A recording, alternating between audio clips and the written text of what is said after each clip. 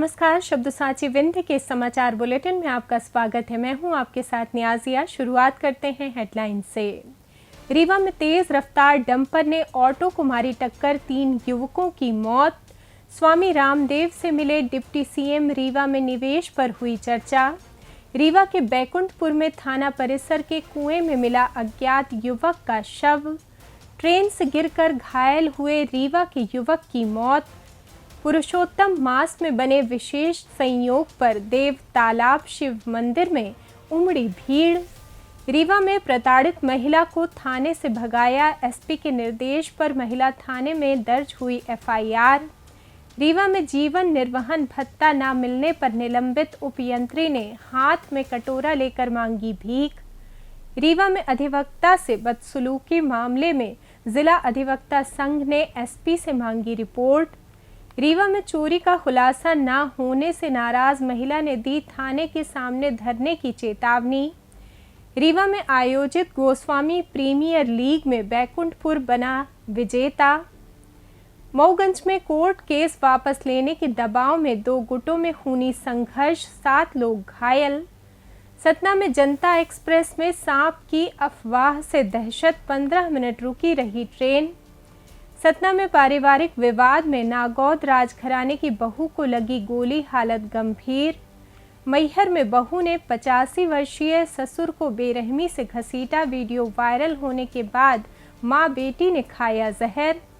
सीधी में आंधी से उड़ी लोहे की चादर की चपेट में आने से किसान की दर्दनाक मौत। और एमपी में भीषण गर्मी के बीच रीवा सहित पूरे विंध्य में आंधी बारिश का अलर्ट। अब खबरें विस्तार से।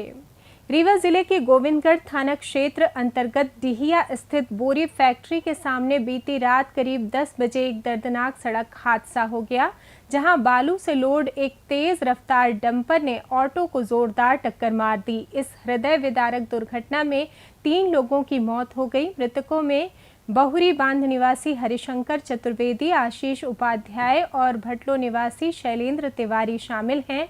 घटना के संबंध में बताया गया कि तीनों युवक ऑटो में सवार होकर अपनी मौसी के घर ग्राम भटलो जा रहे थे, तभी डंपर ने उन्हें अपनी चपेट में ले लिया। हादसे के बाद गांव में मातम पसर गया है। वहीं मृतक के परिजनों ने संजय गांधी अस्पताल के डॉक्टरों पर गंभीर आरोप लगाते हुए कहा कि दुर्घटना के बाद आशीष कुछ समय तक जीवित थे, लेकिन अस्पताल में तुरंत इलाज शुरू करने के बजाय डॉक्टर पहले एक्सरे और सीटी स्कैन जैसी जांचें करते रहे, जिससे समय पर सही ट्रीटमेंट न मिलने के कारण उनकी जान चली गई। वहीं पुलिस ने शवों को पोस्टमार्टम के लिए भेजकर मामले की जांच शुरू कर दी है।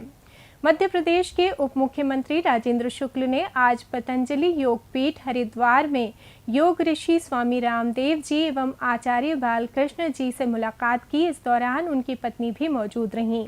इस विशेष मुलाकात के दौरान स्वास्थ्य, योग, आयुर्वेद और राष्ट्र निर्माण से जुड़े विभिन्न महत्वपूर्ण विषयों पर सार्थक चर्चा हुई। इसके साथ ही रीवा में प्रस्तावित निवेश, उससे क्षेत्र में उत्पन्न होने वाले रोजगार के नए अवसरों, औद्योगिक विकास तथा स्थानीय अर्थव्यवस्था को मिलने वाली मजबूती पर भी विस्तृत विचार विमर्श किया गया।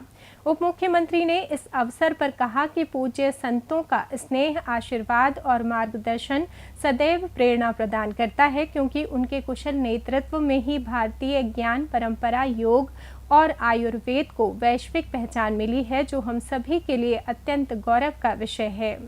रीवा जिले के बैकुंठपुर थाना अंतर्गत वार्ड क्रमांक 14 में स्थित हनुमान तिराह के पास पुराने थाना परिसर के एक कुएं में शुक्रवार को एक अज्ञात नवयुवक का शव मिलने से क्षेत्र में सनसनी फैल गई। कुएं में लाश उतराती देख स्थानीय लोगों की भारी भीड़ जमा हो गई, जिसके बाद सूचना मिलते ही बैकुंठपुर थाना प्रभारी पुलिस बल के साथ मौके पर पहुंचे और करीब 1 घंटे की कड़ी मशक्कत के बाद शव को बाहर निकाला। पुलिस ने शव का पंचनामा तैयार कर उसे पोस्टमार्टम के लिए भेज दिया है।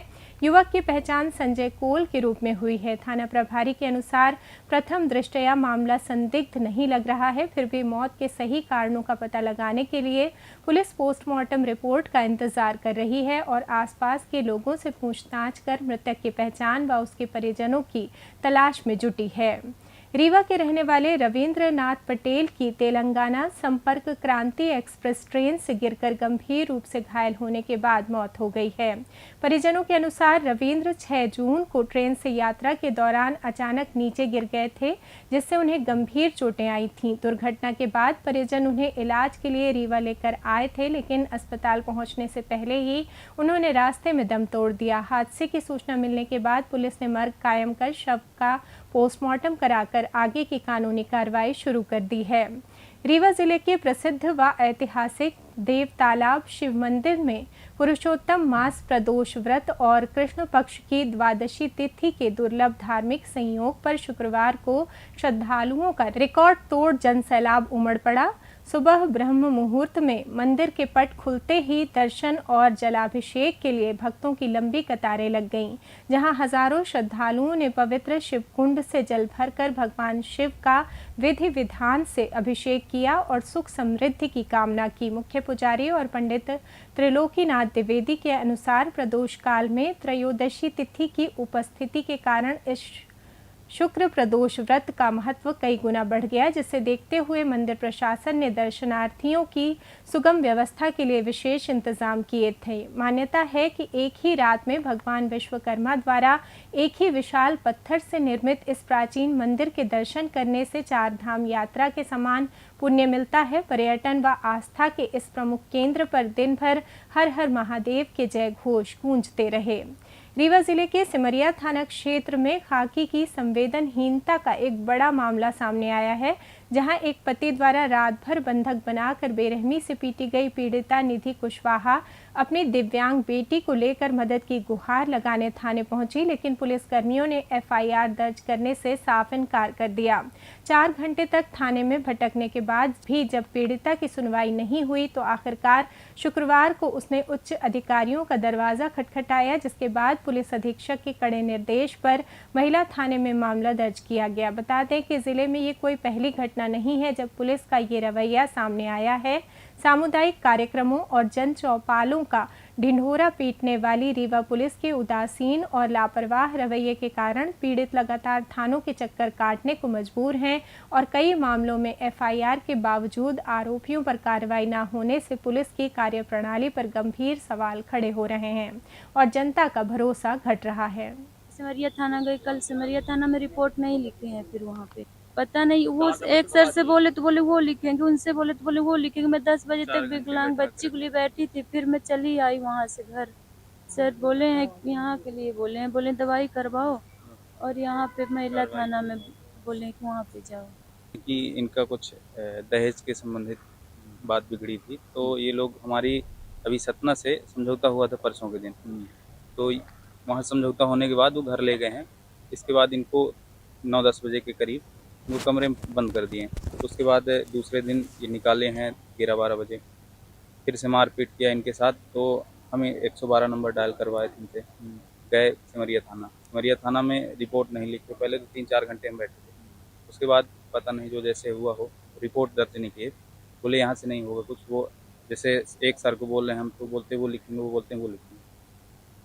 नगर परिषद मऊगंज के तत्कालीन उपयंत्री राजेश सिंह ने 10 माह से जीवन निर्वहन भत्ता न मिलने के कारण मजबूर होकर संयुक्त संचालक कार्यालय और सिरमौर चौराहे पर हाथ में कटोरा लेकर भीख मांगी। दरअसल पाइपलाइन के ऊपर नाली निर्माण की लापरवाही के आरोप में 28 मार्च 2025 को उन्हें निलंबित कर दिया गया था, जिसे गलत बताते हुए पीड़ित उपयंत्री का आरोप है कि हनुमाना नगर परिषद के असली दोषी उपयंत्री को बचाने के लिए संयुक्त संचालक कार्यालय ने शासन को गलत जानकारी देकर उन्हें फंसाया है। हैरानी की बात यह है कि जीवन भत्ते के लिए दिए गए कई आवेदनों पर कोई कार्रवाई नहीं हुई और उनकी 3 सीएम हेल्पलाइन शिकायतों को भी बिना किसी संपर्क या सूचना के फोर्स क्लोज कर दिया गया, जिसके बाद इस अनोखे प्रदर्शन को देखकर संयुक्त संचालक ने अब भोपाल के वरिष्ठ अधिकारियों से बात कर प्रतिवेदन भेजने और जल्द समस्या के निराकरण का आश्वासन दिया है।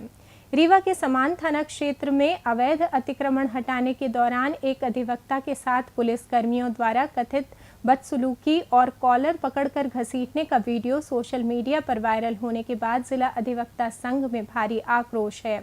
इस घटना को गंभीरता से लेते हुए संघ के अध्यक्ष राजेंद्र पांडे ने पुलिस अधीक्षक को पत्र लिखकर पूरे मामले की विस्तृत जानकारी मांगी है और दोषी पुलिसकर्मियों के खिलाफ सख्त कार्रवाई की मांग की है। दरअसल अधिवक्ता अपने पक्षकार की ओर से मौके पर पहुंचे थे, जहां पुलिसकर्मियों से बहस के बाद उन्हें जबरन थाने में बैठाया गया। इस पर कड़ा ऐतराज जताते हुए संघ अध्यक्ष ने साफ किया है कि वकीलों के साथ इस तरह का दुर्व्यवहार बर्दाश्त नहीं किया जाएगा और निष्पक्ष जांच के बाद दोषियों पर तत्काल उचित कार्रवाई सुनिश्चित की जाए।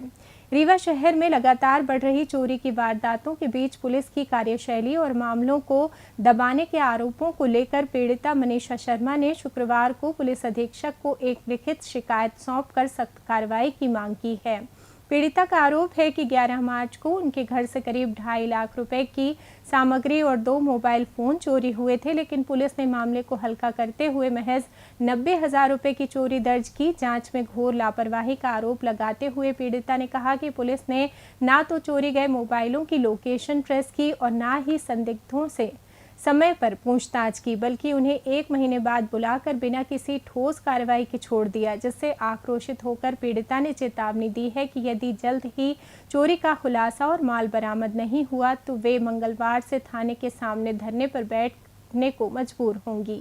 यहाँ चोरी हुई है 11 मार्च को। 11 मार्च को रात में तो 2:30 बजे के लगभग, तो 12 तारीख को हम यहाँ आवेदन लिखवाकर थाने पर तब से फिर रहे हैं। हमारा कोई कार्रवाई नहीं हो रहा।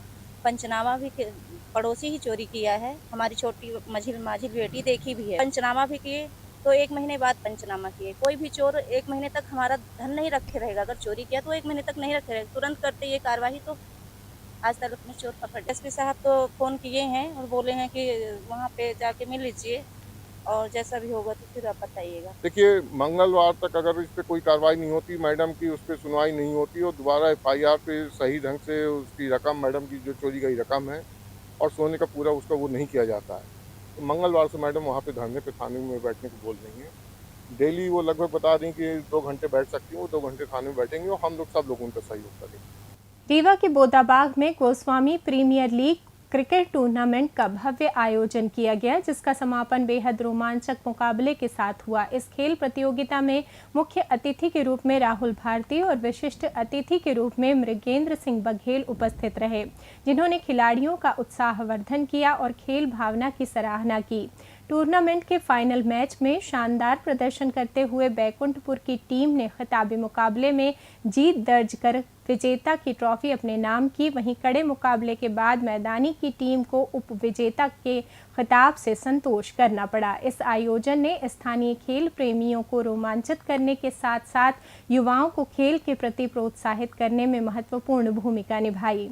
मोहगंज जिले के नईगढ़ी थाना क्षेत्र अंतर्गत करही गांव में जमीन विवाद और न्यायालय में विचाराधीन एक मामले को वापस लेने के दबाव को लेकर 2 पक्षों के बीच हिंसक झड़प हो गई। लंबे समय से चल रहे इस विवाद में दोनों पक्षों ने एक दूसरे पर लाठी डंडों से जानलेवा हमला कर दिया, जिससे कुल 7 लोग गंभीर रूप से घायल हो गए।